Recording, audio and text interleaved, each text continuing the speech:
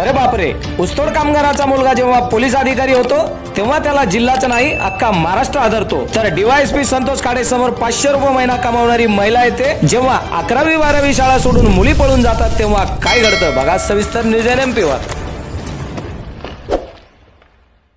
भारत माता की, भारत माता की, भारत माता की, छत्रपती शिवाजी महाराज की. मित्रांनो, आज तुमच्या समोर मी उभा आहे. मी यासाठीच उभा आहे की बऱ्याच वेळा ग्रामीण भागातल्या पोरांच्या डोक्यामध्ये किंवा ग्रामीण भागातल्या पोरांच्या मनामध्ये एक न्यूनगंड असतो की जे मोठमोठाले अधिकारी असतात, क्लास 1 अधिकारी असतात, वर्दीतले अधिकारी असतात, लाल दिव्याच्या गाडीत येतात. हे कोणीतरी मोठ्या घरी जन्मलेले असतात, कोणीतरी पैशावाल्याचे पोरं असतात, खूप हुशार असतात, खूप भारी भारी शाळेत शिकलेले असतात. आणि मग माझ्यासारख्या गावाकडच्या या पोरांना असा प्रश्न पडतो की मग आपण कसं अधिकारी होणार, आपण कसं लाल दिव्याच्या गाडीत येणार. तर मी तुमच्या भेटीला यासाठीच आलोय की तुमच्या या सगळ्या मनातले गैरसमज दूर करायला आलोय की तुमच्या समोर जो संतोष खाडे उभा आहे तो ना कोणा मोठ्याचा पोरगा आहे, ना पैशावाल्याचा पोरगा आहे, ना क्लास 1चा पोरगा आहे.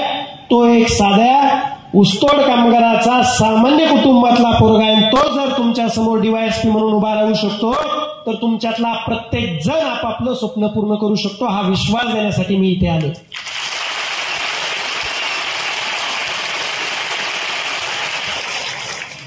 इथं बसलेले कोण कोण शेतकऱ्याची मुलं आहेत? हात वरती करा. सगळेच आहेत. आता हात खाली करा. आता कोणाचे वडील क्लास 1 ऑफिसर आहेत असं हात वरती करा. कोणीच नाही, बरोबर. म्हणजे तुम्ही आणि मी एकाच पत्रावळीत खेळणारे इथले, एकाच पंक्तीचे आहेत, बरोबर ना. सत्यात कोण कोण जेवतो? सगळे. आवाज जोक झाला ना, थोडा वेळ हसलं ना 5 सेकंद त्याला शहाणं म्हणतात, आणि 5 सेकंदांनी पण जे हसत असं ना त्याला येडं म्हणतात. मग तुम्ही समजा तुम्ही काय.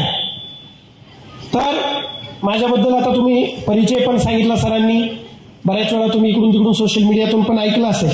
माझं मूळ जन्मगाव हे बीड जिल्ह्यातील पाटोदा तालुक्यातील सावरगाव घाट. तसं बीड जिल्हा जर पाहिला तर बऱ्यापैकी ऊसतोड कामगारांचा जिल्हा म्हणून ओळखला जातो. एक 70-80% लोक ऊसतोडीसाठी जातात. राहिलेले कोरडवाहू जमीन कसतात आणि काही बाकीचा उद्योगधंदा जसं की ड्रायव्हर, काही आजकाल काही मुलं मागच्या 5-10 वर्षापासून मिलिटरीमध्ये, आजकाल काही पोलीस भरतीमध्ये असे लागायला लागले. तर असं एक आपण ज्याला म्हणतो की थोडासा कमी विकसित जिल्हा आणि ऊसतोड कामगारांचा जिल्हा म्हणून बीड जिल्हा आपल्याला परिचित आहे. तसं पाथर्डी आणि बीडमध्ये काही खूप फरक नाही. पाथर्डी हा बीडचाच भाग असल्यासारखा आहे, बरोबर. त्यामुळं पाथर्डीमध्ये सुद्धा ऊसतोड कामगार पलीकडच्या साईडला भरपूर प्रमाणात आहे. शिरूर साईड, पाटोदा साईडला, आष्टी साईडला. आणि जो इकडचा भाग आहे, मी माहिती घेतली, जरी ऊस तोडायला जात नसले तरी इथं बसलेली मला जाणीव आहे की सगळे गोरगरिबांचे पोर आहेत. लोकांच्या बांधावर जाऊन मोलमजुरी करणाऱ्याचे पोर आहेत. लोकांच्या इथं काबाड कष्ट करून, मोलमजुरी करून 4 पैसे कमवून आपल्या पोरांना शिकवणाऱ्याचे पोर आहेत.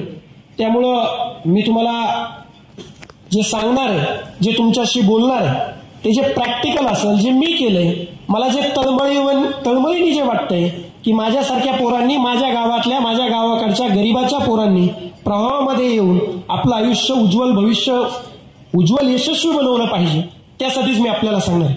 आपल्यासारखाच ज्यावेळेस सावरगावमध्ये जन्म झाला, आई वडील माझ्या जन्माच्या अगोदरपासून ऊस तोडायला जात होते.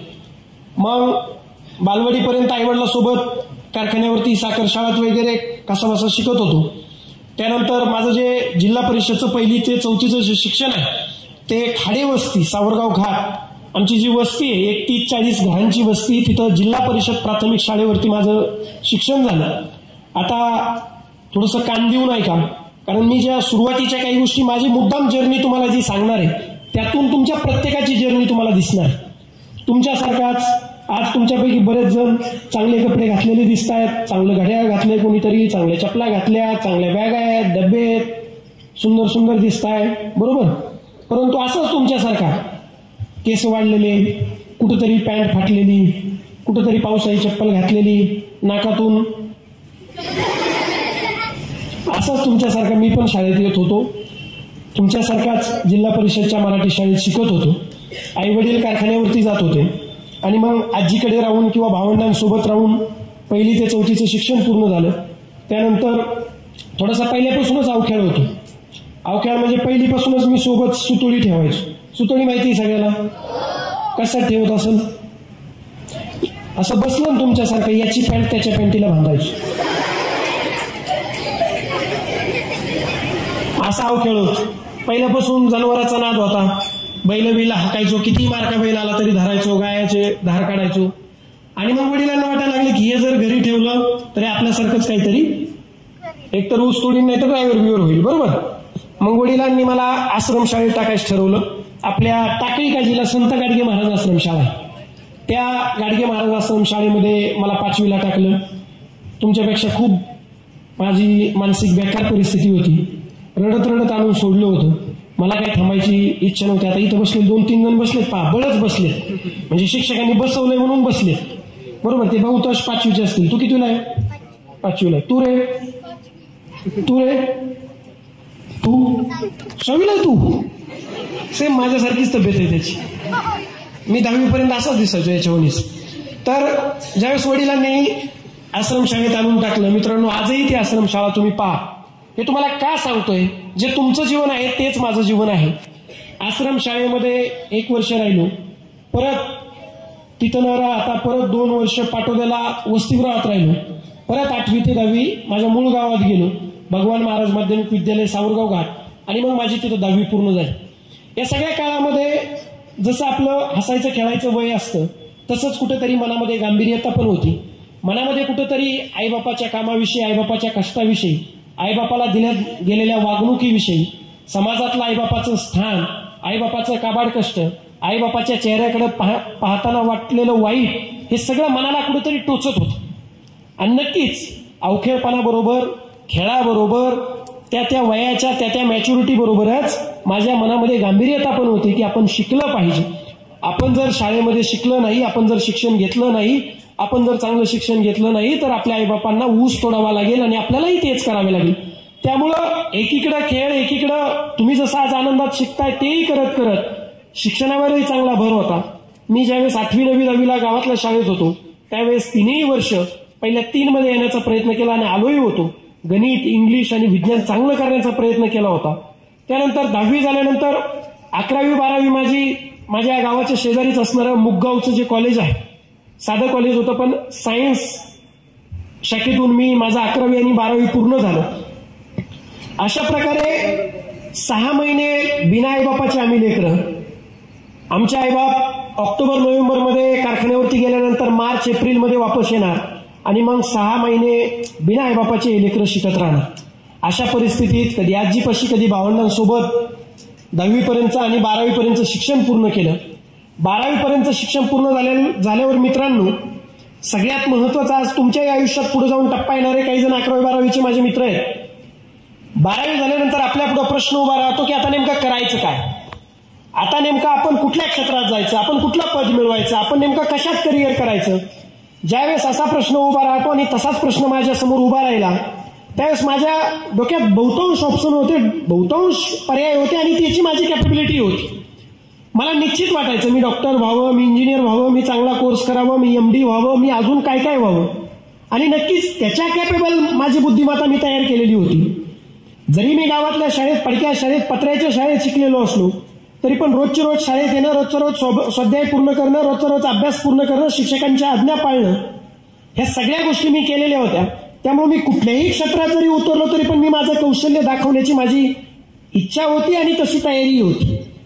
परंतु मूळ प्रश्न असा होता की आज आपले आईवडील कारखान्यावरती जाऊन ऊस तोडतात. ऊस तोडत असताना 6 महिने 7 महिने ज्यावेळेस ऊस तोडतात त्यावेळेस कुठेतरी 70-80 हजार रुपये निव्वळ त्यांचं त्याच्यातून उत्पन्न होतं. 2 आईबापा आणि 2 बैल जसे राबतात तसं त्या जनावराप्रमाणे आईबापा ज्यावेळेस राबतात त्यावेळेस आपल्या घरामध्ये कुठेतरी 70-80 हजार वर्षाला येतात. आणि आपण जर एखादा इंजिनियर, डॉक्टरचा किंवा इतर जर कोर्स करायचा ठरवलं त्यासाठी लागणारी आर्थिक तरतूद कुठून करायची, आणि हा प्रश्न डोळ्यासमोर होता. आणि सगळ्यात महत्वाचं मी नेहमी सांगतो त्याच वेळेस माझ्या डोक्यामध्ये होतं. आणि मग ठरवलं की असं कुठलं क्षेत्र आहे. मग त्यातून मला जाणवलं की स्पर्धा परीक्षा एक असं क्षेत्र आहे त्याच्यामध्ये आपल्याला भरपूर पैसाही लागत नाही, राहणे आणि खाण्यापिण्याचा आणि अभ्यास करण्याचा खर्च कुठला कोचिंग क्लास जरी नाही लावला तरी आपण स्वतःच्या हिमतीवर आयोगाच्या प्रश्नपत्रिकेचं अनालिसिस करून आणि आयोगाचा सिलेबस पाहून आपण स्वतः अभ्यास करून पास होऊ शकतो याची जाणीव मला झाली. आणि ठरवलं की स्पर्धा परीक्षेमध्ये उतरायचं. आणि मी ज्यावेळेस स्पर्धा परीक्षेमध्ये उतरायचं ठरवलं त्यावेळेस प्रामाणिकपणे सांगतो की बऱ्याच जणांचे काही काही स्वप्न असतात. बरेच माझे काही मित्र सांगतात की मला लाल दिव्याच्या गाडीत बसण्यासाठी अधिकारी व्हायचं होतं. बरेच जण सांगतात मला क्लास म्हणून होण्यासाठी अधिकारी व्हायचं होतं. पण मी निश्चित सांगतो मला ना लाल दिव्याच्या गाडीसाठी अधिकारी व्हायचं होतं, मला ना या खाकी वर्दीसाठी अधिकारी व्हायचं होतं, मला ना क्लास 1च्या खुर्चीवर बसून ऐशाराम जगण्यासाठी अधिकारी व्हायचं होतं, ना मला तुमच्या पगारासाठी गाडी माडी घोडीसाठी अधिकारी व्हायचं होतं. मला फक्त एकाच कारणासाठी अधिकारी व्हायचं होतं. मला अधिकारी होऊन माझ्या आईबापाच्या हातातला कोयता बंद करायचा होता आणि म्हणून मला अधिकारी व्हायचं होतं. आणि मग ठरवलं की आपण आता स्पर्धा परीक्षेमध्ये उतरायचं आणि आपल्याला वेळ कमी आहे, आपल्याकडे आर्थिक तरतूद कमी आहे आणि आपल्या आई वडील जे राबतायत त्यांचा कोयता बंद करण्यासाठी आपण प्रामाणिकपणे अभ्यासाला सुरुवात करायची. 2016ला माझी 12वी झाली. मी 12वीचे पेपर दिल्यानंतर सर पेपर दिले कीच अभ्यासाला आलो होतो. म्हणजे माझा रिझल्टही आला नव्हता 12वीचा. नगरला आपल्याला माहिती असेल बालिकाश्रम रोड आहे, तिथे बरेच मुलं पोलीस भरतीचा अभ्यास करतात. माझ्याही काही गावातली मित्रपरिवार तिथे होता. बॅग उचलली, बालिकाश्रम रोडला आलो. साधारणतः 5 ते 6 महिने नगरला थांबलो, अभ्यासाला सुरुवात केली.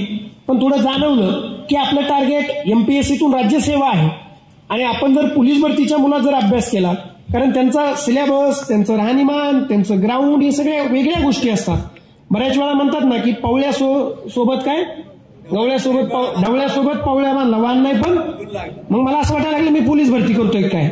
मग त्याच्यामुळे ठरवलं की आपण पुण्याला जायचं. पुण्याला चांगलं वातावरण आहे. घरची जरी परिस्थिती बेताची होती पण तरी पण वडिलांनी परवानगी दिली. वडिलांनी सांगितलं की आम्ही ऊस तोडतो पण तू शिक. पुण्याला गेलो.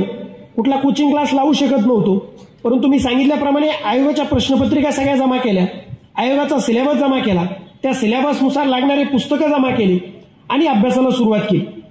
आता तुम्ही पुढे चालून पुणे मुंबईला जाल, नगरला जाल, शहराच्या ठिकाणी गेल्यानंतर झगमगाट असतो.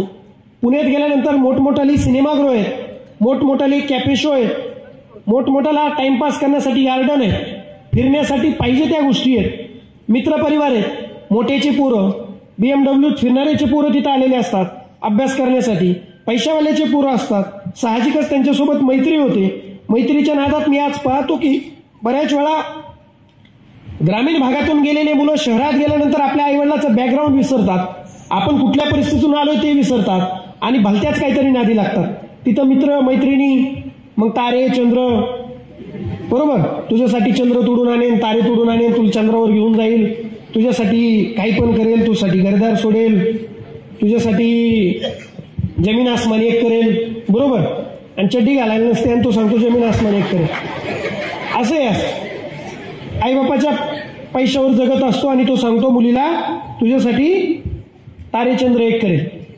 मग ह्या सगळ्या परिस्थितीमध्ये कुठेतरी मलाही 2-4 महिने सुरुवातीला 5-6 महिने मला असं वाटायला लागलं की मी अभ्यास करण्यापेक्षा बाकीच्याच गोष्टी जास्त महत्व देतो.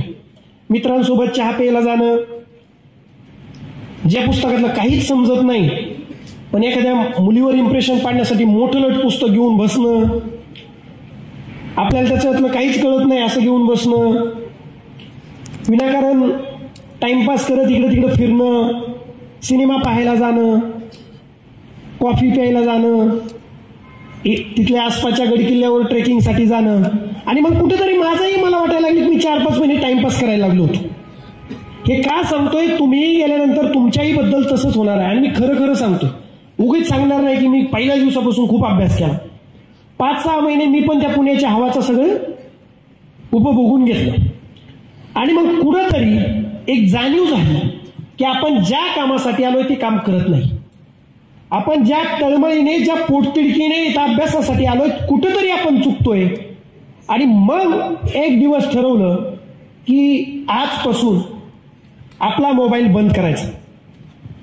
अभ्यासाच्या काळामध्ये मोबाईल अजिबात वापरायचा नाही ठरवलं. कुठल्याही मित्राच्या लग्नाला, वास्तुशांतीला, बड्डेला जायचं नाही ठरवलं. गावाकडल्या कुठल्याही कार्यक्रमाला हजेरी लावायची नाही ठरवलं. आणि ठरवलं की आपल्या पुढे जे 3 वर्ष आहे त्या 3 वर्षामध्ये ग्रॅज्युएशनच्या कचऱ्याच्या डब्यात पडून अभ्यास करायचा. कचऱ्याच्या डब्यात पडून म्हणजे काय की कोणाचंही आपल्यावरही लक्ष नसलं पाहिजे आणि आपलंही कोणावर नसलं पाहिजे. आणि मग एक स्ट्रॅटेजी आखवली जी त्या आयोगाच्या परीक्षेला लागते ती त्याचं प्लॅनिंग केलं आणि अभ्यासाला सुरुवात केली. मित्रांनो, मी सकाळी माझी एक सवय की मला सकाळी झोप लागते. मी रात्री किती वाजेपर्यंत जागतो. मी सकाळी साधारणतः 8, 8:30 वाजता, कधी 7 वाजता, कधी 6 वाजता, कधी 9 वाजता, कधी 10 वाजता. माझा सकाळचा टायमिंग कधी फिक्स नसायचं. पण 8, 9, 10 जेव्हा कधी मी लायब्ररीत पोहोचेल, मोबाईल रूमवरती ठेवायचो आणि लायब्ररीमध्ये जायचो. आणि सकाळी मग 9, 10 वाजता 8 वाजता गेल्यानंतर रात्री 1, 1:30, 2 वाजेपर्यंत जेवढा काही मला वाटेल पण 1च्या पुढेच अभ्यास करायचो. मग त्याच्यामध्ये काही स्वतःवर बंधनं घालून घेतले. जे आयोगाला अपेक्षित आहेत त्याच्यानुसार अभ्यास करायला सुरुवात केली. जे चुकीचे मित्र होते त्यांना आयुष्यातून कट केलं. जे चांगले मित्र होते त्यांना जोडलं. चांगल्या मित्रांसोबत अभ्यासाचं डिस्कशन सुरू केलं. आणि असं करत करत एक दिवस, कारण स्पर्धा परीक्षा ही शॉर्ट टर्म मध्ये भेटणारी पोस्ट नाही. स्पर्धा परीक्षामध्ये तुम्हाला एक कण गोळा करावा लागतो. जसं म्हणतो आपण थेंबे थेंबे तळे साचे, तसं रोज ज्यावेळेस अभ्यास करावा लागतो त्यावेळेस कुठेतरी जाऊन एक दिवस अभ्यास पूर्ण होतो. आणि अभ्यास म्हणजे काय असतो तर 1ली ते 12वी मध्ये तुम्ही जे काही इतिहास शिकता, भूगोल शिकता, राज्यशास्त्र शिकता, नैतिकशास्त्र शिकता, विज्ञान शिकता, इंग्रजी शिकता, गणित शिकता, 1ली ते 12वीचे पुस्तकं म्हणजे 70% MPSCचा अभ्यास असतो. मग मी गेलं तर 1ली ते 12वीचेच पुस्तकं वाचली. मग त्याच्यानंतर NCERTचे वाचले. मग त्याच्यानंतर रेफरन्स बुक मोठमोठ्याले जे आपल्याकडे बुक आहे ते वाचायला सुरुवात केली. स्टँडर्ड बुक वाचायला सुरुवात केली. 3 महिने फक्त आणि 3 वर्ष फक्त आणि फक्त अभ्यासावर फोकस केलं. बाकी सगळ्या गोष्टींना दुर्लक्ष केलं. 2020 मध्ये होणाऱ्या मार्च एप्रिलच्या एक्झामसाठी मी क्वालिफाय झालेलो होतो. माझं ग्रॅज्युएशन पूर्ण झालं होतं. अभ्यास एकदम चांगला झाला होता. जसं आपण म्हणतो एखादा पैलवान तालमीत जसं त्याचं कष्ट घेतो तसं मी 3 वर्ष कष्ट घेतलं होतं. परंतु आपल्या सगळ्यांना माहिती की 2020ला साधारणतः 22 मार्चला आपल्याकडे कोरोनाची आणीबाणी लागली. आणि मग त्या कोरोना आल्यामुळे आमच्या परीक्षा पुढे गेल्या. आणि मग सगळं अस्तव्यस्त झालं. पुण्यातून सगळ्यांना घरी पाठवून दिलं. काही दिवस मी परत नगरला आलो, पण नगरमध्ये पण पोलिसांनी 1-2 बऱ्या धुतलं. मग परत आपली बॅग उचलून घरी गेलो. मग घरी गेल्यानंतर हा असा वेळ होता की वाईट परिस्थितीत किंवा संकटाच्या काळात जो टिकतो तोच पुढे जाऊन विजेता होतो. आणि मग ठरवलं की आपण घरी अभ्यास करायचा. एक 3-4 महिने जोपर्यंत कोविड काळ होता घरी अभ्यास केला. घरी थोडंसं परत बोर व्हायला लागलं. मग मी परत बीडला गेलो. बीडला काही दिवस अभ्यास केला. म्हणजे याच्यामध्ये मला तुम्हाला सांगायचंय काय, मी ठरवलेलं होतं. माझा इतका ठाम विश्वास होता मी कुठेही न थांबण्याचा निर्धार केला होता. जशी परिस्थिती असेल तशी असेल पण माझा अभ्यास बंद नाही झाला पाहिजे. मग घरी काही आणि बीडला राहून अभ्यास केला. 2021च्या साधारणतः फेब्रुवारीमध्ये आमची प्री परीक्षा झाली. मी प्री परीक्षा दिली. साधारणतः 30 ते 32 मार्कांनी मी प्री परीक्षा क्वालिफाय झालो. त्याच्यानंतर मुख्य परीक्षेची तयारी सुरू झाली. 3 टप्पे असतात स्पर्धा परीक्षेमध्ये. पूर्व परीक्षा, त्याला क्वालिफाईंग असतं, म्हणजे एक क्वालिफाईंग मेरिट लागतं. त्या मेरिटच्या वरती तुम्हाला मार्क पडले की तुम्ही मुख्य परीक्षेला बसता.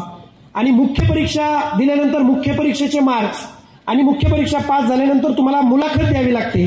तर मुख्य परीक्षा आणि मुलाखत या दोन्हींचे एकूण मार्क याच्यावरती तुमची पोस्ट ठरते किंवा पद ठरतं किंवा तुम्ही पास नापास ठरता.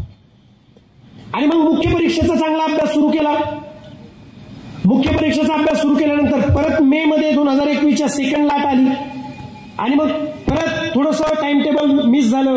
परंतु पुढे चालून मग साधारणतः 4, 5, 6 डिसेंबर 2021ला आमची मुख्य परीक्षा झाली.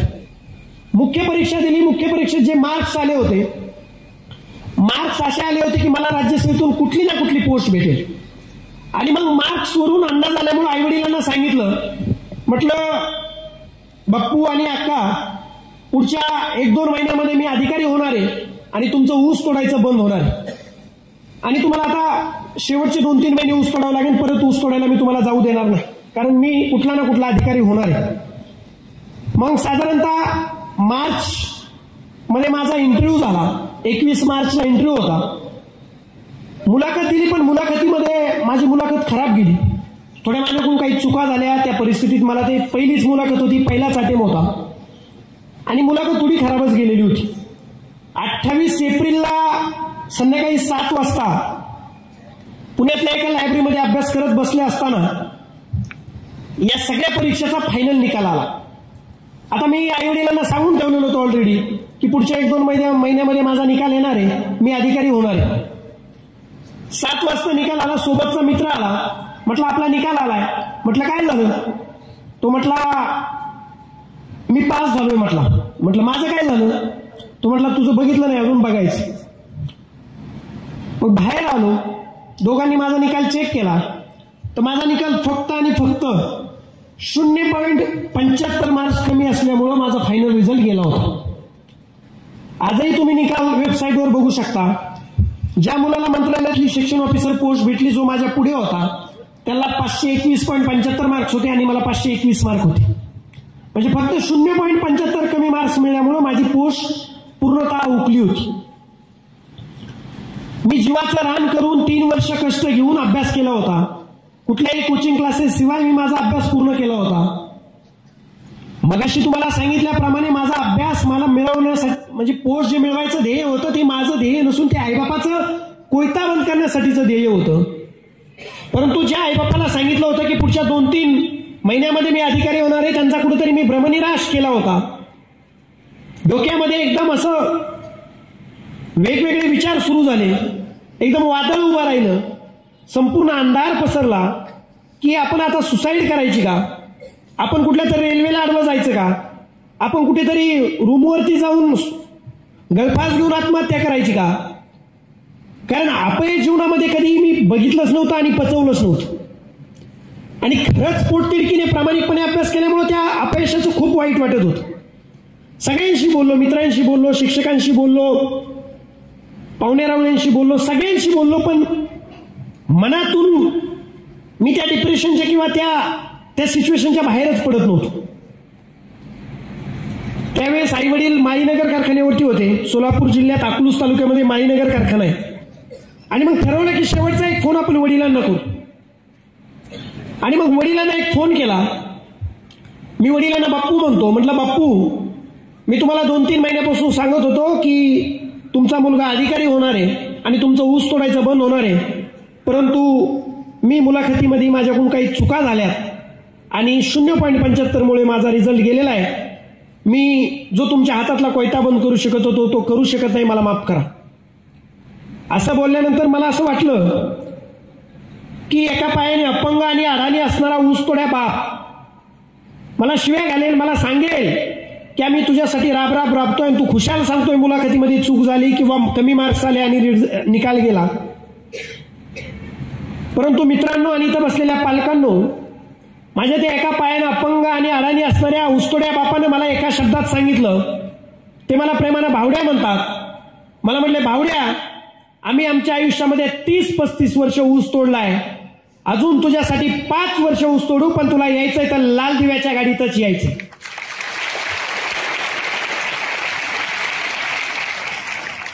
मित्रांनो, ज्यावेळी ही वाक्य ऐकलं त्यावेळी ठरवलं आपल्याला जगवणारा, घडवणारा, बनवणारा, शिकवणारा आणि जगवणारा आपला बाप जर आपल्याला सांगतोय लाल दिव्याच्या गाडीत यायचं, तर हे सगळं अपयश पचून कामाला लागायचं आणि अभ्यास सुरू करायचा आणि पुढच्या परीक्षेत यश मिळवायचं.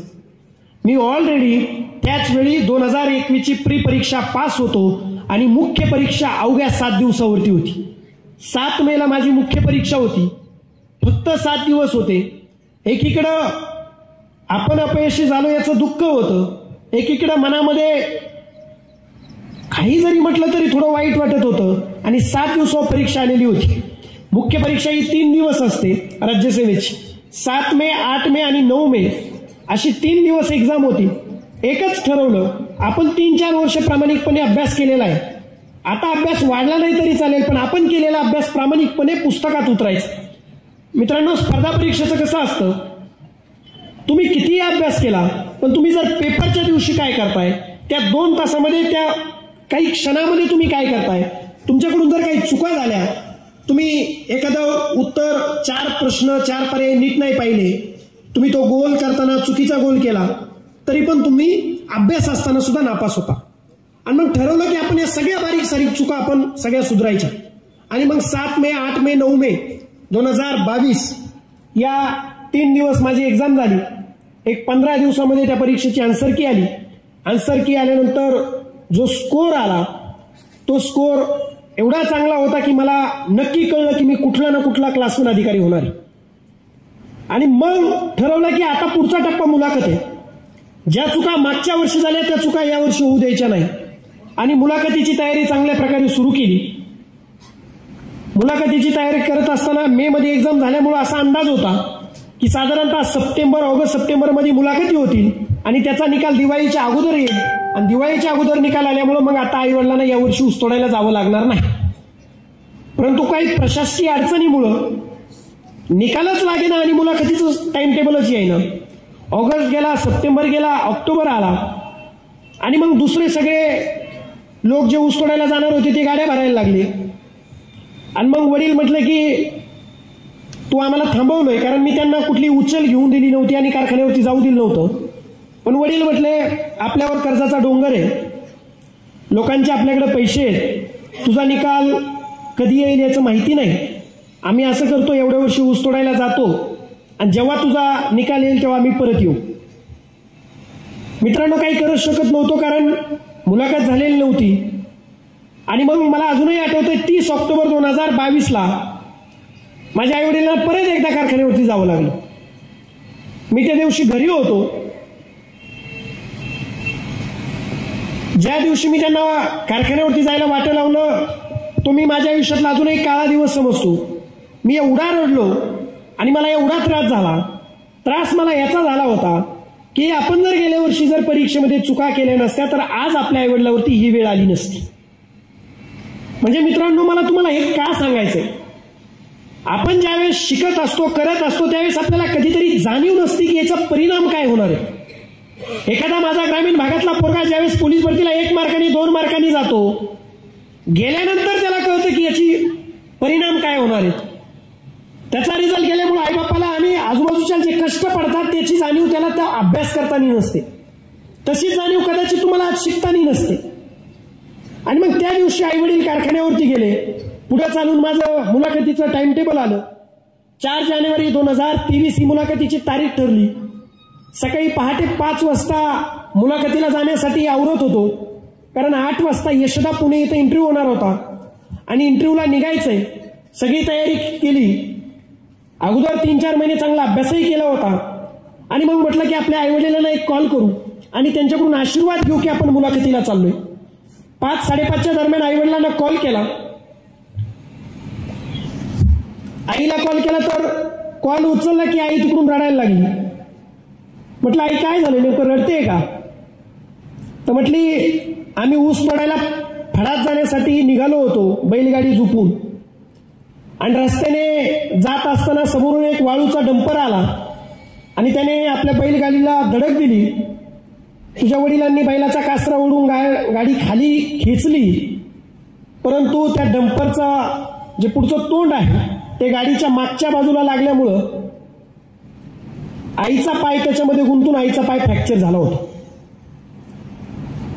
एकीकडे मुलाखतीला जायचंय, एकीकडे आपलं सर्वस्व असणारे आईबाप संकटात आहेत. आईचा पाय फ्रॅक्चर झालाय. थोडा वेळ विचार केला नाही, असं वाटत होतं की आपण ही मुलाखत सोडून देऊन आपण आई वडिलांकडे जायला पाहिजे, दवाखान्यात जायला पाहिजे. पण परत एक विचार आला, आज जर मी मुलाखत सोडून जर गेलो तर आयुष्यभर परत ऊसच तोडावा लागेल त्यांना पण आणि मला पण. पण आज जर मुलाखतीला गेलो, आपल्याला चांगले मार्क्स आहेत, आपल्याला पद भेटेल आणि त्यांचा ऊस तोडायचा बंद होईल. आणि मग त्यांची काही मित्रांमार्फत दवाखान्याची सगळी सोय करून मुलाखतीला गेलो.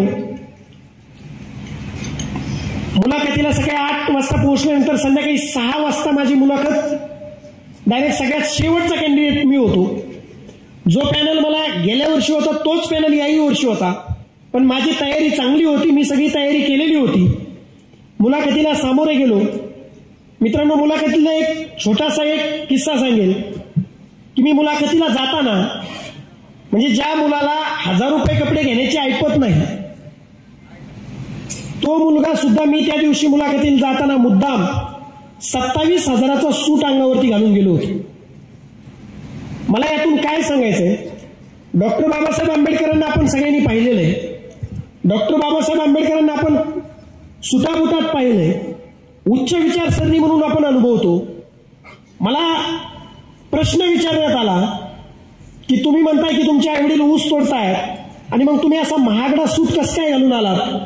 म्हणलं सर, मला स्वतःला सांगायचं होतं, मी जरी ऊसतोड कामगाराचा पोरगा असलो, मी जरी गरिबाच्या घरचा पोरगा असलो, तरी पण माझ्या त्या मनातला न्यूनगंड काढून मला या परीक्षेला सांगायचं होतं की जसे बाकी मोठ्यांचे पोरं, श्रीमंताचे पोरं, क्लास 1 ऑफिसरचे पोरं पास होऊन सूट घालून जर या मुलाखतीला येत असतील, तर माझ्या पण मनातला तो न्यूनगंड काढून जर या परीक्षेला आणि या मुलाखतीला मी पात्र होऊ शकतो, तर ती सूट घालण्याची माझी सुद्धा पात्रता आहे, म्हणून मी या मुलाखतीला सूट घालून आलो.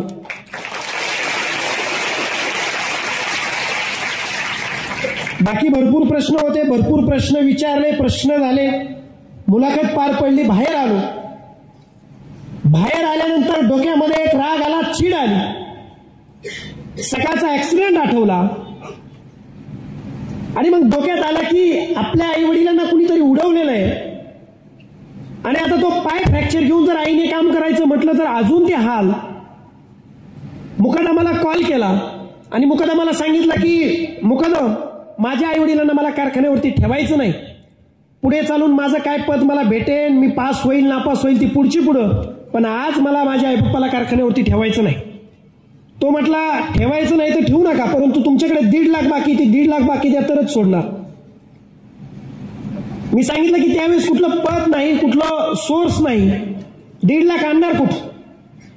पण आजही अभिमानानं सांगेल, माझे काही जवळचे मित्र होते, त्या मित्रांनी 10,000, 20,000, कुणी 50,000 असे जमा करून मला 1.5 लाख जमा करून दिले. दुसऱ्या दिवशी बॅगेमध्ये पैसे टाकले आणि माळीनगर कारखाना गाठला. तिथे गेल्यानंतर ते कृषी अधिकारी म्हटले की आम्ही मध्ये कोणाला सोडत नाही. परत त्या कृषी अधिकाऱ्याचे पाया पडलो, पाय धरले आणि म्हटलं साहेब, तुमची बाकी 1.5 लाख तर घ्याच घ्या, तुम्हाला अजून काय वाटलं तर माझ्याकडून घ्या, पण माझ्या आई बापाला तुम्ही आजच्या आज सोडा. आणि मग त्यांनी परवानगी दिली. मित्रांनो, वयाच्या 24 वर्षापर्यंत जे अनुभवलं होतं, जे भोगलं होतं, जे बघितलं होतं, उन्हाळ्याच्या दिवाळीच्या सुट्टीत येऊन जे जे काही पाहिलं होतं, जनावराप्रमाणे राबणारे माझे ऊसतोड कामगार डोळ्याने पाहिलेले होते, ते माझे आईबाप होते. डोक्यामध्ये एक चीड होती, राग होता या व्यवस्थेबद्दल प्रचंड. हातामध्ये कोयता घेतला आणि कुपीवरती आलो आणि स्वतःच्या हाताने ती पूर्ण कोप पाडली. आजही तुम्ही तो व्हिडिओ, माझ्या एका मित्राने, नेमका एक मित्र पुण्याहून माझ्या सोबत आला होता आणि त्यांनी तो व्हिडिओ काढला मला न कळत आणि पुढे चालून तो इंस्टाग्रामवर पण टाकलेला आहे. स्वतःच्या हाताने ती पूर्ण कोप पाडली, स्वतःच्या हाताने सगळा पसारा पिकअपमध्ये भरला आणि आई वडिलांना त्या पिकअपमध्ये बसून घरी पाठवलं. मित्रांनो, त्या दिवशी ना मी DYSP होतो, ना डेप्युटी कलेक्टर होतो, ना माझ्याकडे कुठलं पद होतं, ना पैसा होता, ना काही होतं. पण त्या दिवशी मी माझ्या आईबापाच्या हातातला कोयता बंद केला.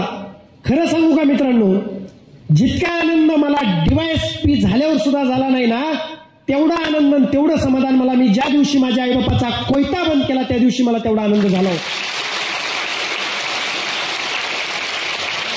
कारण माझं अंतिम ध्येयच ते होतं आणि ते अंतिम ध्येय मी पूर्ण केलं होतं. पुढे जाऊन 28 फेब्रुवारी 2023 महाराष्ट्र लोकसेवा आयोगाने आमच्या परीक्षेचा फायनल निकाल जाहीर केला. महाराष्ट्र राज्यातून सर्वसाधारण यादीत 16वा, NTD संवर्गातून महाराष्ट्रात प्रथम आणि DYSP मधून 3रा येत मी DYSP पदी माझी निवड झाली. ज्या दिवशी निवड झाली, हे पद आणि ही परीक्षा अशी आहे की काही क्षणात माणसाला होत्याचं नव्हत्याचं होतं करते. उलट सांगतो, नव्हत्याचं होतं करते. अचानक फोन यायला सुरू झाले, आनंद सुरू झाला, गुलाल, DJ, हारतुरे, मिरवणुका. ज्या लोकांना टीव्हीवर पाहिलं होतं, ज्या लोकांना पाहण्यासाठी 2-2 तास थांबलो होतं, अशा लोकांचे फोन यायला सुरू झाले. लोकप्रतिनिधी, अधिकारी, अभिनेते, प्रतिष्ठित सगळी मंडळी येऊन सत्कार करायला लागले. अजूनही आठवतंय, 5 मार्च 2024 माझ्या गावामध्ये भव्य दिव्य असा माझा सत्कार माझ्या गावकऱ्यांनी ठेवला. अख्खं गाव मला गावापासून 1-1.5 किलोमीटर वेशीवर घ्यायला आलं. ज्या मुलाच्या घरी साधी सायकल नव्हती त्या मुलाला 7-8 गाड्याचा ताफा घेऊन येत होता, ज्या मुलाच्या घरी टीव्ही नाही त्या मुलाला कव्हर करण्यासाठी जिल्ह्याभरातले न्यूज चॅनलवाले आले होते, ज्या मुलाच्या बापाला कधी सन्मानाची वागणूक नाही, कधी कुणाचा कब्बर चहा नाही, त्या बापाला उचलून घेऊन त्या अडाणी आईला मिरवणुकीत पेटे बांधून हार तुरे उधळत गुलाल उधळत अख्खं गाव घेऊन जात होतं. त्यानंतरही असंख्य ठिकाणी सत्कार झाले, असंख्य ठिकाणी मला बोलावलं गेलं, सन्मानित केलं गेलं. मोठमोठाले अधिकारी लोकप्रतिनिधी माझ्या बापाला सन्मानाची वागणूक दिली. पुढे चालून 3 ऑक्टोबरला माझी जॉईनिंग झाली. 4 महिने यशोदाचं ट्रेनिंग पूर्ण करून महाराष्ट्रातील आणि देशातील सुद्धा सर्वात लबासनानंतर म्हणजे मसुरीच्या ट्रेनिंग नंतर प्रतिष्ठेचं असणारं यशोदाचं ट्रेनिंग 4 महिने पूर्ण केलं. त्याच्यामध्ये यशोदाच्या ट्रेनिंग बरोबरच महाराष्ट्र दौरा, दिल्ली दौरा, राष्ट्रपती भवन, सर्वोच्च न्यायालय, आपलं संसद हे सगळं पाहत याचा अभ्यास करत ट्रेनिंग 4 महिन्याचं पूर्ण करून परत महाराष्ट्र पोलीस अकॅडमीमध्ये 12 महिन्याचं म्हणजे 1 वर्षाचं ट्रेनिंग तिथं केलं. आज जो तुमच्या समोर धाडसाने आणि निर्भीडतेने काम करतो याचं सगळं ट्रेनिंग अकॅडमीमध्ये दिलं गेलं. गावातलं पोरग, गाव खेड्यातून आलेलं पोरग, शेतात रानात फिरणाऱ्या पोराला ट्रेनिंगची गरज काय? रनिंग असो, घोडा शर्यत असो किंवा इतर लांब उडी, उंच उडी, भिंत चढणं, रोप चढणं, जे काय असेल ते एकदम चांगल्या प्रकारे पूर्ण केलं. ट्रेनिंग पूर्ण झाल्यानंतर महाराष्ट्र पोलीस अकॅडमीमध्ये सुद्धा अभिमानानं सांगाल 12 महिन्याचं माझं कष्ट म्हणजे आलेल्या निकालामध्ये आउटडोअर परीक्षेमध्ये मी माझ्या पूर्ण बॅचमध्ये पहिला आलो. ट्रेनिंग पूर्ण करून 1 फेब्रुवारी 2025ला आपल्या अहिल्यानगर जिल्ह्याला प्रोबेशनर डीवायएसपी म्हणून जॉईन झालो. पहिले 2 महिने माझं ट्रेनिंग एसपी ऑफिसला झालं.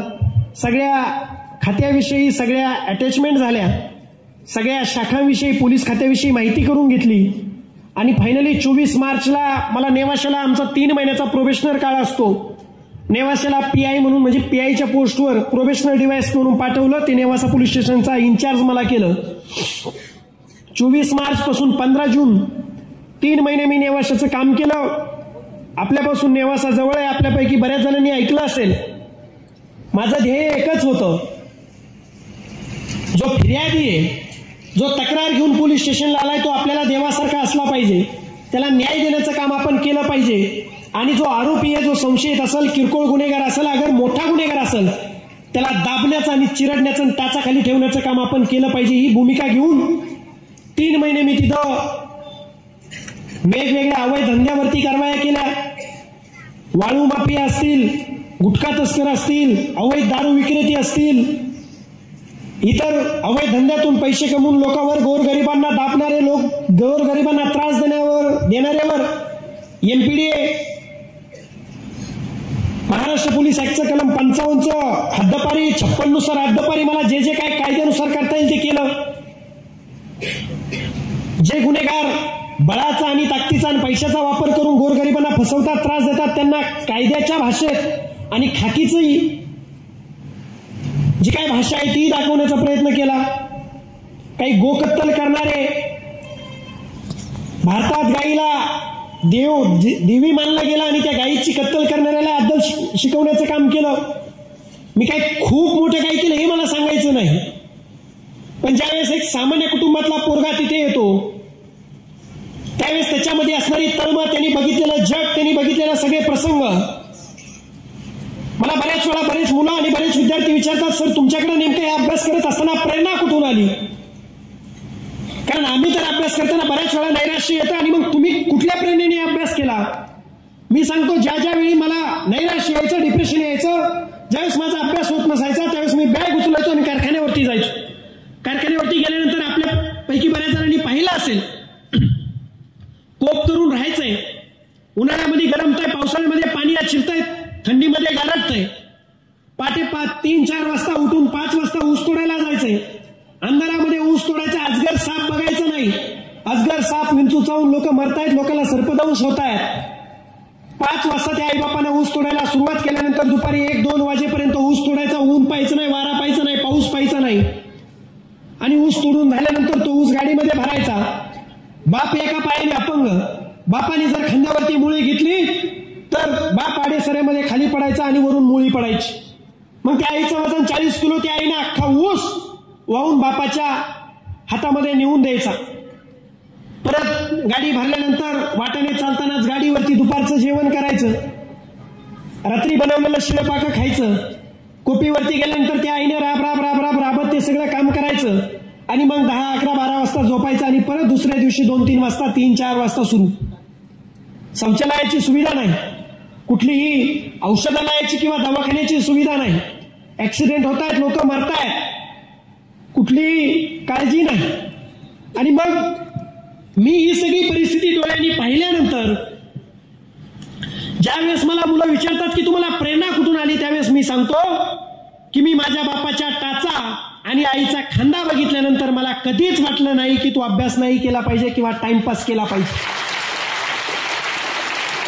त्यामुळे मुलांना तुम्हाला मला हे सांगायचंय, आपल्या आयुष्यातील जर सगळ्यात मोठी प्रेरणा कुठली असेल, आपल्या आयुष्यातलं सगळ्यात मोठं मोटिवेशन जर कुठलं असेल, तुम्ही कधीही लाल दिव्याची गाडी बघून, कधीही खाकी वर्दीतला अधिकारी बघून, आमच्यासारख्यांचे भाषणं ऐकून तुम्ही मोटिवेट होऊ नका.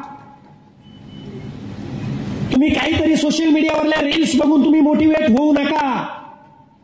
तुम्हाला जर खरं मोटिवेशन आणि खरी प्रेरणा जर कुठली पाहिजे असेल तर तुमचे आईबाप ज्या परिस्थितीत आज राबतायत, ज्या परिस्थितीत जगतायत, त्यांचे हात हातात घेऊन बघा, त्या हातावर किती रट्टे पडलेत किंवा त्या हाताची काय अवस्था आहे.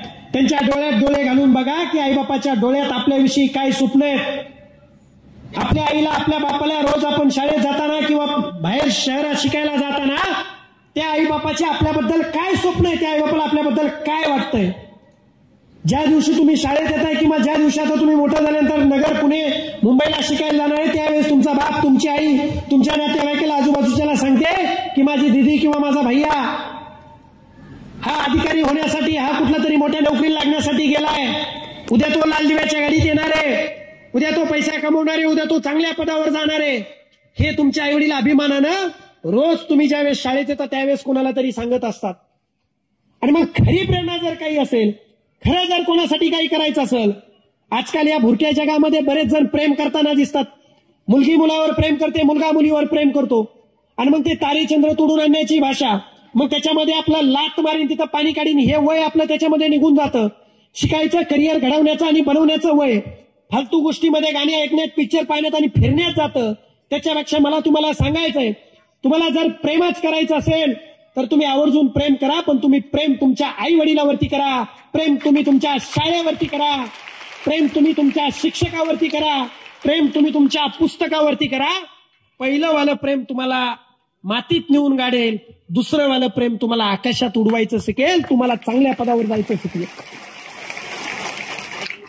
त्यामुळे ज्या वेळेस आपण अशा भागातून, ग्रामीण भागातून येत असतो, त्याच वेळेस आपण असं काम प्रशासनात सुद्धा करत असतो. त्यामुळे अभिमानानं सांगतो, एकदा माझ्या नेवाशाला असताना दुपारी 2 वाजता मी टेबलवर जेवण करत होतो. डबा खात असताना एक महिला आली आणि ती महिला रडत रडत आली आणि मला म्हटली, सर मी गेल्या 25-30 वर्षापासून म्हटली धुणे भांडीचं काम करते, मोलमजुरीचं काम करते आणि त्याच्यातून 500 रुपये, 1000 रुपये, 200 रुपये जे काय भेटतात ते मी एका पतसंस्थेमध्ये टाकलेत म्हटली आणि त्या पतसंस्थेमध्ये सुद्धा मी झाडलोटचं काम करते म्हटली. पण म्हटली गेल्या 13 वर्षापासून मी त्यांना माझे पैसे मागते, माझे त्यांच्यामध्ये 500, 200, 1000 रुपये जमा करून 90,000 रुपये जमा झालेत, परंतु ते पतसंस्थेवाले माझे पैसे परत करत नाहीयेत आणि माझी परिस्थिती बेताची. म्हटली माझे मुलं बाळ शिकतायत, ते 90,000 मला जर भेटले तर खूप माझं बरं होईल. मी जेवत होतो पण मला एक चीड आली, राग आला की ज्या महिला ज्या पतसंस्थेमध्ये 500 रुपये महिन्याने काम करते झाडलोटचं, तीच जर पतसंस्था या महिलेचे पैसे, कष्टाचे पैसे जर परत देत नसेल तर नेमकं समाजामध्ये आपण कोणासाठी काम करतो. मी सांगितलं त्या सर्व पतसंस्थेच्या अधिकारी आणि कर्मचाऱ्यांना बोलून घ्या, चेअरमनला बोलून घ्या. एक 15-20 मिनिटांमध्ये ते माझ्या समोर आले. मी जेवणच करत होतो. त्यांना म्हटलं या महिन्याचे तुमच्याकडे पैसे आहेत का? ते म्हटलं आहेत सर. म्हटलं का देत नाहीत? ते म्हटलं थोडी बँकेची अडचणी देतोच सर. त्यांच्याकडून कबूल झालं की ते महिलेचे पैसे लिगली 90,000 रुपये त्यांच्याकडे आहेत. त्यांना एकच सांगितलं, आत्ता वाजलेत म्हटलं 2. 4 वाजेपर्यंत मला त्या महिलेचे पैसे 90,000 रुपये इथे पाहिजेत. नसेल तर मी माझी कायदेशीर प्रक्रिया सुरू करून तुम्हाला कायद्याचा धाक आणि खाकीची काय ताकद आहे ते दाखवून देईल. ते सगळे मला जाणत होते. सगळ्यांनी माझं 2 महिने काम पाहिलेलं होतं. ते माणसं गेले. अभिमानानं सांगतो, त्या महिलेला मी तिथंच बसून ठेवलं होतं. 3:55 ते लोक 90,000 रुपये घेऊन आले आणि त्या महिलेच्या हातामध्ये दिले. हे मला माझं कौतुक मोठेपणा किंवा मी हे केलं ते केलं नाही सांगायचं. मला हे सांगायचंय, ज्या क्षणी ती महिला माझ्या दारात आली त्या क्षणी मला त्या महिलेमध्ये माझी आई दिसली, माझी चुलती दिसली, माझी राब राब रागणारी ऊसतोड कामगाराची बायको दिसली, मोलमजुरी करणारी. आणि मी ज्यांच्यात वाढलोय, ज्यांच्यात जगलोय, ज्यांनी मला घडवलंय, ज्यांच्या भाकरी खाऊन ज्यांच्यात मी घडलोय, त्या सगळ्या महिला मला तिच्यामध्ये दिसल्या. त्यामुळं मी ते न्याय देऊ शकलो. त्यामुळं माझा एक ठाम विश्वास आहे. 15 जून झाल्यानंतर सुद्धा मी ज्यावेळेस नगरला आलो, माझे पोलीस अधीक्षक माननीय श्री सोमनाथ घारगे सर यांनी माझं नेवाशाचं काम पाहून माझ्यावर जबाबदारी दिली की संतोष, तू नेवाशाला काम केलंस तसंच काम आता पूर्ण अहिल्यानगर जिल्ह्यामध्ये अवैध धंद्यावर कारवाई करायच्या आणि पूर्ण नगर जिल्ह्यातले अवैध धंदे बंद करायचे. एक स्क्वॉड बनवलं आणि त्याचं मला इंचार्ज करून मला कारवाई करण्यासाठी फ्रीडम दिलं.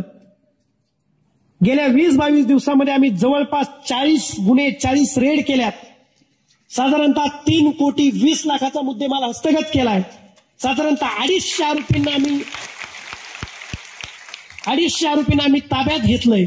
वेगवेगळे जुगार अड्डे, वेगवेगळे मटका, वेगवेगळे वाळू माफिया, वेगवेगळे गुंड, वेश्य व्यवसाय आपल्या शेवगावला, अशा वेगवेगळ्या कारवाया केल्यात. अजूनही करतोय. आता तुमच्याकडे येण्यासाठी मला 1 तास उशीर झाला, कारण आपण अहिल्यानगर शहरामध्ये येताना आम्ही 4 मावा बनवणाऱ्या मशीन्स पकडल्या. ती प्रोसेस चालू असल्यामुळे मला 1 तास उशीर झाला आणि 3,22,000चा मुद्देमाल हस्तगत केला.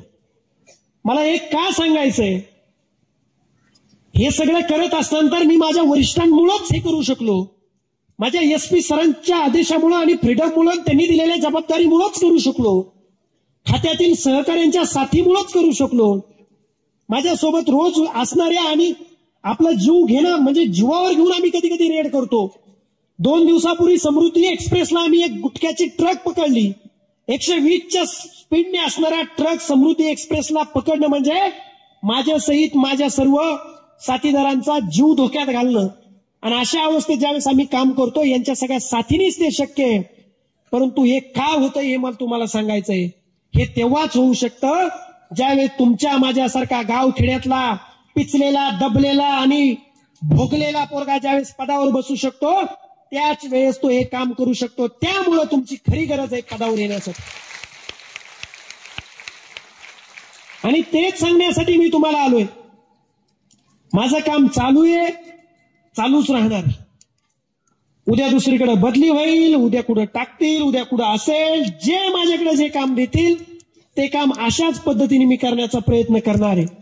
पण तुम्हाला मी हे सांगायला आलोय की मित्रांनो, आपल्या गोरगरिबाच्या, दीनदुबळ्याच्या, वंचिताच्या आणि मोलमजुरी करणाऱ्याच्या पोरांना जर चांगल्या पदावर बसायचं असेल, जर चांगल्यातलं चांगलं तुम्हाला जर सुविधा अनुभवायच्या असतील, तुम्हाला जर 4 लोकांसाठी, आपल्या गावासाठी, आपल्या कुटुंबासाठी, आपल्या समाजासाठी, परिसरासाठी जर काही करायचं असेल, तुम्हाला जर या जगामध्ये स्पर्धेच्या आणि आधुनिक युगामध्ये जर काहीतरी स्वतःची ओळख, वेगळी ओळख निर्माण करायची असेल, तर एकमेव पर्याय आहे, ते म्हणजे शिक्षण, अभ्यास, पुस्तकं, शाळा आणि शिक्षक आणि आपले आई वडील. जो मुलगा आज डॉक्टर बाबासाहेब आंबेडकर सांगायचे, शिक्षण हे वाघिणीचं दूध आहे, जो पिईल ते गुरगुरल्याशिवाय राहणार नाही. त्यामुळं आज आपल्या गाव खेड्यातल्या पोरांना सगळ्यात महत्वाची गरज जर काही असेल तर तुमचा अभ्यास पूर्ण करा, शिक्षण चांगलं घ्या. बाकी फालतू गोष्टीमध्ये आज मोबाईलचा एवढा गैरवापर वाढलाय, इंस्टाग्राम, फेसबुक, काही गरज नाहीये शाळामध्ये शिकत असताना वापरायची, पण तरी पण मुलं वापरतात. काही ठिकाणी पोलीस अधिकारी म्हणून पाहताना ज्यावेळेस आम्ही क्राईम पाहतो, 8वीच्या मुलाकडून अहिल्यानगर शहरामध्ये खून केला जातो. बीड सारख्या ठिकाणी कुठल्या तरी कोचिंग क्लासेसच्या शिक्षकावरती पोक्सो सारखे आरोप होतात, गुन्हे दाखल होतात. बऱ्याच ठिकाणी 11वी-12वीचे किंवा अंडर 18 असणारे अल्पवयीन मुलांकडून गुन्हे घडतात. ज्या वयामध्ये चांगलं काहीतरी करण्याचं, करिअर घडवण्याचं वय आहे, त्या वयामध्ये आमच्या तरुण पोरांकडून जर गुन्हे घडले, ते जर गुन्हेगार झाले, तर त्याच्या परिणामी आपल्या आईबापाला, समाजाला आणि कुटुंबाला भोगावं लागणाऱ्या वेदना ह्या त्यांना तेव्हाच कळतात ज्या आम्ही डोळ्यांनी पाहिल्यात. बऱ्याच वेळा आमच्या 11वी-12वीच्या किंवा 16-17 वर्षाच्या मुली ज्यावेळेस कुठल्या तरी मुलासोबत, छपरी पोरासोबत ज्यावेळेस पळून जातात, त्यावेळी त्या आईबापाला घ्यायला लागणाऱ्या वेदना आणि होणारा त्रास आम्ही पोलीस अधिकारी म्हणून रोज पाहतोय. गुराढोरासारखे आईबाप रडत असतात, पण त्या मुलीला कुठलीही फिकीर नसते, त्या मुलाला कुठलीही फिकीर नसते. मी म्हणत नाही तुम्ही प्रेम करू नका, मी म्हणत नाही तुम्ही तुमचा जोडीदार निवडू नका, मी म्हणत नाही तुम्ही तुमच्या स्वातंत्र्याने विवाह करा. निश्चितच तुम्ही प्रेमही करा, तुमच्या स्वातंत्र्याने जोडीदार निवडा, तुमच्या आवडीनुसारच विवाह करा, परंतु त्याचं वय ठेवा. ज्या वयामध्ये आपल्याला करिअर घडवायचं त्या वयामध्ये करिअरच घडवा. ज्या दिवशी करिअर घडेल ना त्या दिवशी त्याच्यानंतर तुमच्याकडे पाहिजे त्या गोष्टी येतात. तुम्ही पाहिजे तो जोडीदार निवडू शकता, पाहिजे ती गाडी घेऊ शकता, पाहिजे त्या ठिकाणी राहू शकता, पाहिजे तो एन्जॉय करू शकता. त्यामुळे या वयामध्ये आपला मार्ग चुकू देऊ नका, आपली पाऊल, आपला रस्ता चुकू देऊ नका. हे तुम्हाला मोठ्या भावाप्रमाणे मला पोट तिडकीने सांगायचं. इथं बसलेले जे काय किती मुलं सर बसलेत? 1600 मुलं बसलेत. 1600 मुलांनी जरी माझं ऐकलं नाही, 1600 पैकी 16 मुलं जरी इथले उद्या चालून भविष्यात यशस्वी ठरले आणि माझे 4 शब्द जर ऐकले, तर तेच माझ्या आजच्या येण्याचं सार्थक असेल.